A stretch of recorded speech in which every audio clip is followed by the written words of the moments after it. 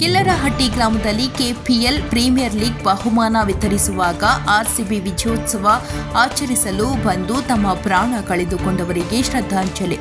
ಕುಷ್ಟಗಿ ತಾಲೂಕಿನ ತವರಗಿರ ಹೋಬಳಿಯ ಕಿಲ್ಲರಹಟ್ಟಿ ಗ್ರಾಮದಲ್ಲಿ ಕೆಪಿಎಲ್ ಕ್ರಿಕೆಟ್ ಟೂರ್ನಿಯಲ್ಲಿ ಪ್ರಥಮ ಬಹುಮಾನ ವಿತರಿಸುವಾಗ ಬೆಂಗಳೂರಿನಲ್ಲಿ ಪ್ರಾಣವನ್ನು ತ್ಯಜಿಸಿದ ಅಭಿಮಾನಿಗಳನ್ನು ನೆನೆಯುತ್ತಾ ಅವರಿಗೆ ಮೌನಾಚರಣೆ ಮಾಡುವುದರ ಮುಖಾಂತರ ಬಹುಮಾನ ವಿತರಿಸಲಾಯಿತು.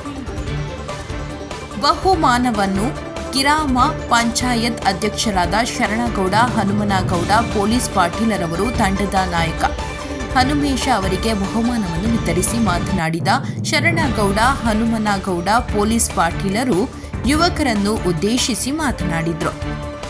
ಕ್ರೀಡೆ ಇಲ್ಲದ ಜೀವನ ಕೀಟದಿಂದ ಹಣ್ಣಿನಂತೆ ಎಂಬ ನಾಡು ನುಡಿಯಂತೆ ಜೀವನದಲ್ಲಿ ಕ್ರೀಡೆ ಇರಬೇಕು. ಕ್ರಿಕೆಟ್ ದೇವರಿಂದ ಹೆಸರುವಾಸಿಯಾಗಿರುವ ಸಚಿನ್ ತೆಂಡೂಲ್ಕರ್ ಅವರಂತೆ ಬೆಳೆಯಬೇಕು. ಶಿಕ್ಷಣ ಬಹು ಮುಖ್ಯವಾಗಿರುತ್ತದೆ. ನಮ್ಮ ಕಲ್ಯಾಣ ಕರ್ನಾಟಕದಲ್ಲಿ ನಮಗೆ ಎಚ್ಕೆ, ಎಸ್ಸಿ, ಎಸ್ಟಿ, ಒಬಿಸಿ ಮತ್ತು ಎಲ್ಲ ಮೀಸಲಾತಿಗಳನ್ನು ಸದುಪಯೋಗ ಪಡಿಸಿಕೊಳ್ಳಬೇಕು.